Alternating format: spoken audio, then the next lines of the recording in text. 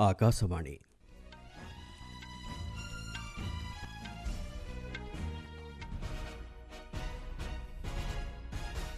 संवाद पढ़ुछंती चंदन घोष। मुख्य संवाद नुआदिल्लीर विज्ञान भवन में आज जातीय पंचायत पुरस्कार 2024 प्रदान करेंगे राष्ट्रपति Draupadi Murmu. Smart India hackathon 2024 grand finale समावेश को संबोधित करने सह युव प्रतिभा सहित भाव विनिमय करेंगे प्रधानमंत्री नरेंद्र मोदी। मस्कोठारे रूस राष्ट्रपति को भेटिले प्रतिरक्षा मंत्री राजनाथ सिंह। मोहम्मद अल बशीर आसंता वर्ष मार्च 1 तारिख पर्यंत सीरियार अंतरीण सरकार को कामचला प्रधानमंत्री भावे करिवे दायित्व निर्वाह। एवं ओमानर मस्कटरे चलिथिबा महिला जूनियर एशिया कप हॉकी प्रतियोगितार फाइनाल रे आज भारत भेटिबो चीन को।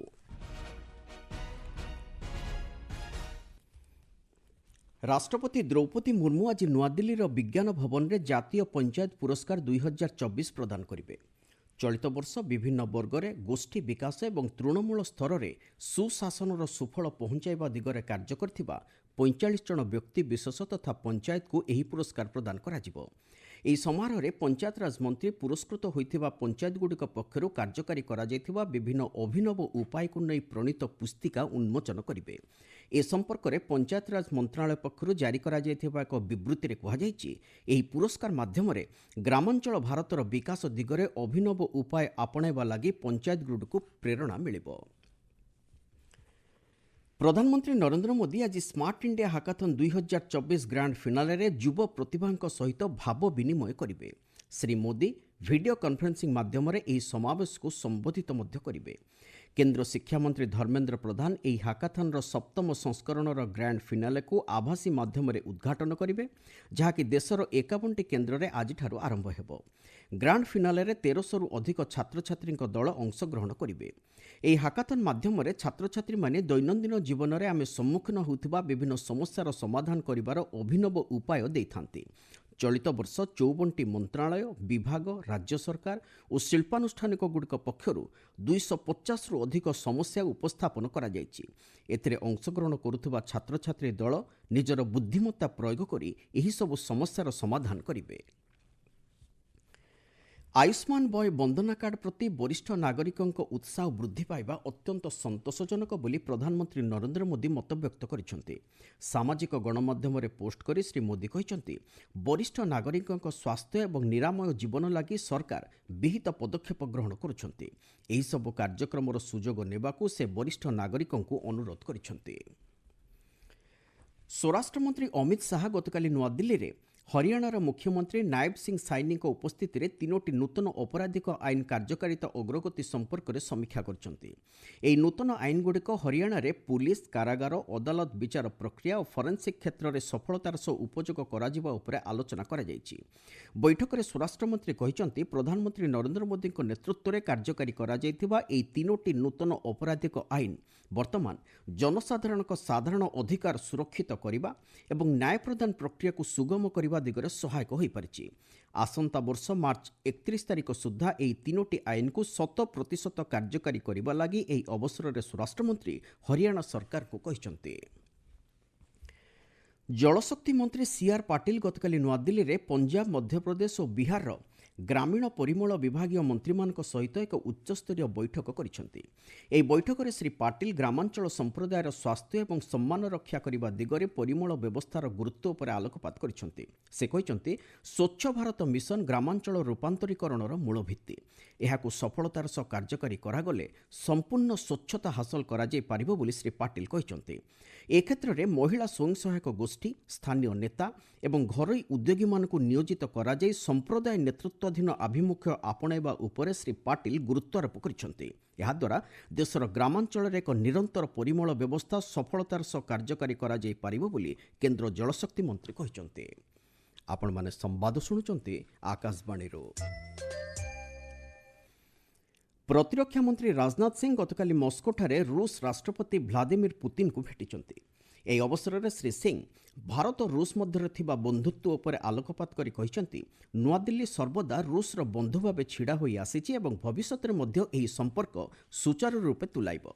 ଏହି ବୈଠକ ସମ୍ପର୍କରେ ପ୍ରତିରକ୍ଷା ମନ୍ତ୍ରଣାଳୟ ପକ୍ଷରୁ ଜାରି କରାଯାଇଥିବା ଏକ ବିବୃତ୍ତିରେ କୁହାଯାଇଛି ଦୁଇ ନେତା ଦ୍ୱିପକ୍ଷୀୟ ପ୍ରତିରକ୍ଷା ସହଯୋଗ ସମ୍ପର୍କିତ ବିଭିନ୍ନ ପ୍ରସଙ୍ଗ ଉପରେ ବିସ୍ତୃତ ଆଲୋଚନା କରିଛନ୍ତି।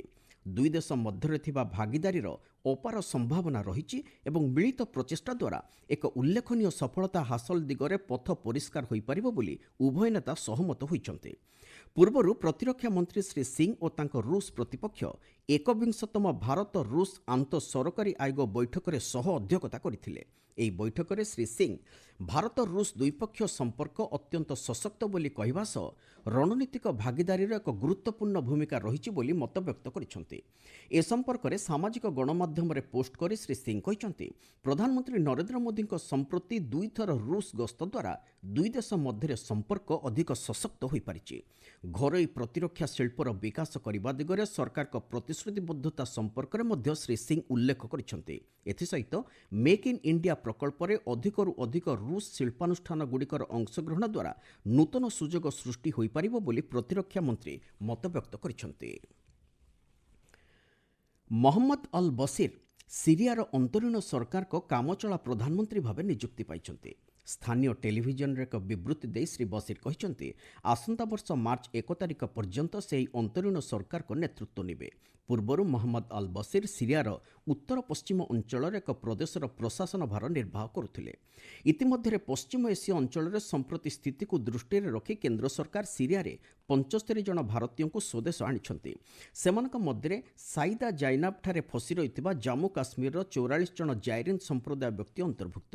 ଅନ୍ୟ ଭାରତୀୟ ନାଗରିକମାନେ ସୁରକ୍ଷିତ ଭାବେ ଲେବାନନ ଅତିକ୍ରମ କରିଛନ୍ତି ଏବଂ ସେଠାରୁ ବିମାନ ଉପଲବ୍ଧ ହେବା ପରେ ସ୍ୱଦେଶ ପ୍ରତ୍ୟାବର୍ତ୍ତନ କରିବେ ବୋଲି ବୈଦେଶିକ ମନ୍ତ୍ରଣାଳୟ ପକ୍ଷରୁ କୁହାଯାଇଛି। ମନ୍ତ୍ରଣାଳୟ ପକ୍ଷରୁ ଦିଆଯାଇଥିବା ସୂଚନା ଅନୁଯାୟୀ ଦାମାସ୍କସ୍ ଓ ବିରୁଟ୍ରେ ଥିବା ଭାରତୀୟ ଦୂତାବାସ ସହଯୋଗରେ ଏହି ନାଗରିକଙ୍କୁ ସ୍ୱଦେଶ ପ୍ରତ୍ୟାବର୍ତ୍ତନ କରାଯାଇଛି। ସରକାର ଦେଶ ବାହାରେ ରହୁଥିବା ଭାରତୀୟଙ୍କ ସୁରକ୍ଷା ଓ ନିରାପତ୍ତା ଉପରେ ସର୍ବୋଚ୍ଚ ପ୍ରାଥମିକତା ଦେଉଥିବା ଦୃଷ୍ଟିରୁ ଏଭଳି ପଦକ୍ଷେପ ନିଆଯାଇଛି ବୋଲି ମନ୍ତ୍ରଣାଳୟ କହିଛି। ତେବେ ଯେଉଁ ଭାରତୀୟମାନେ ବର୍ତ୍ତମାନ ସିରିଆରେ ରହୁଛନ୍ତି ସେମାନେ ଦାମାସ୍କସ୍ ସ୍ଥିତ ଭାରତୀୟ ଦୂତାବାସ ସହିତ ନିରନ୍ତର ଯୋଗାଯୋଗରେ ରହିବା ଲାଗି ପରାମର୍ଶ ଦିଆଯାଇଛି। ଓମାନର ମସ୍କଟରେ ଚାଲିଥିବା ମହିଳା ଜୁନିୟର ଏସିଆ କପ୍ ହକି ପ୍ରତିଯୋଗିତାର ଫାଇନାଲରେ ଆଜି ଭାରତ ଚୀନକୁ ଭେଟିବ। ଏହି ଫାଇନାଲ ମ୍ୟାଚ୍ ଭାରତୀୟ ସମୟ ରାତି 8:30 ଖେଳାଯିବ। ଗତ ସୋମବାର ଅନୁଷ୍ଠିତ ସେମିଫାଇନାଲରେ ଭାରତ ମାଲେସିଆକୁ 5-0 ଗୋଲରେ ପରାସ୍ତ କରିଥିଲା। BWF ୱାର୍ଲଡ ଟୁର୍ ଫାଇନାଲ୍ସ 2024 ଆଜିଠାରୁ ଚୀନର ହାଙ୍ଗଝାଉଠାରେ ଆରମ୍ଭ ହେଉଛି। ଭାରତର ମହିଳା ବ୍ୟାଡମିଣ୍ଟନ ଯୋଡ଼ି ତ୍ରିଶା ଜୋଲି ଓ ଗାୟତ୍ରୀ ଗୋପୀଚାନ୍ଦ ଆଜି ସକାଳେ ଗ୍ରୁପ୍ ଏର ପ୍ରାରମ୍ଭିକ ମ୍ୟାଚ୍ରେ ଚୀନର ଲିଉ ସେଙ୍ଗ ସୁ ଓ ତାନ୍ ଲିଙ୍ଗ ଯୋଡ଼ି ସହିତ ମୁକାବିଲା କରିବେ। ଏହି ଟୁର୍ଣ୍ଣାମେଣ୍ଟରେ ଦୁଇଟି ଗ୍ରୁପ୍ରେ 4ଟି ଲେଖାଏଁ ଦଳ ଭାଗ ନେଉଛନ୍ତି। ରାଉଣ୍ଡ ରବିନ୍ ଫର୍ମାଟ୍ରେ ଗ୍ରୁପ୍ ପର୍ଯ୍ୟାୟ ମ୍ୟାଚ୍ ଅନୁଷ୍ଠିତ ହେବ ବୋଲି ଜଣାଯାଇଛି। ବିଶ୍ୱ ସ୍କ୍ୱାସ୍ ଟିମ୍ ଚାମ୍ପିୟନସିପ୍ 2024ରେ ଆଜି ଚୀନର ହଂକଂଠାରେ ଅନୁଷ୍ଠିତ ହେବାକୁ ଥିବା ପ୍ରି କ୍ୱାର୍ଟର ଫାଇନାଲ ମ୍ୟାଚ୍ରେ ଭାରତୀୟ ମହିଳା ଦଳ ଅଷ୍ଟ୍ରେଲିଆକୁ ଭେଟିବ। ଏହି ମ୍ୟାଚ୍ ଭାରତୀୟ ସମୟ ପୂର୍ବାହ୍ନ 9:30ରେ ଆରମ୍ଭ ହେବ। ଗତକାଲି ଅନୁଷ୍ଠିତ ଏକ ମ୍ୟାଚ୍ରେ ଭାରତୀୟ ମହିଳା ଦଳ ଇଟାଲୀକୁ 3-0ରେ ପରାସ୍ତ କରି ପ୍ରି କ୍ୱାର୍ଟର ଫାଇନାଲ ପର୍ଯ୍ୟାୟକୁ ଉନ୍ନୀତ ହୋଇଛି। ପ୍ରି କ୍ୱାର୍ଟର ଫାଇନାଲରେ 12ଟି ଦଳ ଅଂଶଗ୍ରହଣ କରୁଛନ୍ତି। ସେଥିମଧ୍ୟରୁ 8ଟି ଦଳ ପରବର୍ତ୍ତୀ ପର୍ଯ୍ୟାୟ ଲାଗି ଯୋଗ୍ୟ ବିବେଚିତ ହେବେ। ଇତିମଧ୍ୟରେ ଭାରତୀୟ ପୁରୁଷ ଦଳ ପ୍ରି କ୍ୱାର୍ଟର ଫାଇନାଲ ପର୍ଯ୍ୟାୟରେ ଆଜି ମାଲେସିଆକୁ ଭେଟିବେ। ଏହି ମ୍ୟାଚ୍ ଭାରତୀୟ ସମୟ ମଧ୍ୟାହ୍ନ 12ଟାରେ ଖେଳାଯିବ। 10ମ ଏସୀୟ ପ୍ରଶାନ୍ତ ମହାସାଗରୀୟ ଶ୍ରବଣବାଦିତ କ୍ରୀଡ଼ା ପ୍ରତିଯୋଗିତା 2024ରେ ଐତିହାସିକ ସଫଳତା ଲାଗି ପ୍ରଧାନମନ୍ତ୍ରୀ ନରେନ୍ଦ୍ର ମୋଦି ଭାରତୀୟ ଦଳକୁ ଅଭିନନ୍ଦନ ଜଣାଇଛନ୍ତି। ଏକ ବାର୍ତ୍ତାରେ ଶ୍ରୀ ମୋଦି ଦେଶ ପାଇଁ ଯଶ ଓ କୀର୍ତ୍ତି ସହ 55ଟି ପଦକ ଆଣିଥିବା ଏହି ପ୍ରତିଭାବାନ ଖେଳାଳିଙ୍କୁ ପ୍ରଶଂସା କରିଛନ୍ତି। ଏହି ସଫଳତା କ୍ରୀଡ଼ା କ୍ଷେତ୍ରରେ ସମଗ୍ର ଦେଶକୁ ଉତ୍ସାହିତ କରିଛି ବୋଲି ଶ୍ରୀ ମୋଦି ମତବ୍ୟକ୍ତ କରିଛନ୍ତି। ମହିଳା କ୍ରିକେଟରେ ଭାରତ ଆଜି ପର୍ଥଠାରେ 3 ମ୍ୟାଚ୍ ବିଶିଷ୍ଟ ଦିନିକିଆ ସିରିଜ୍ର ତୃତୀୟ ତଥା ଅନ୍ତିମ ମ୍ୟାଚ୍ରେ ଘରୋଇ ଦଳ ଅଷ୍ଟ୍ରେଲିଆକୁ ଭେଟିବ। ଏହି ମ୍ୟାଚ୍ ଭାରତୀୟ ସମୟ ପୂର୍ବାହ୍ନ 9:50ରେ ଆରମ୍ଭ ହେବ।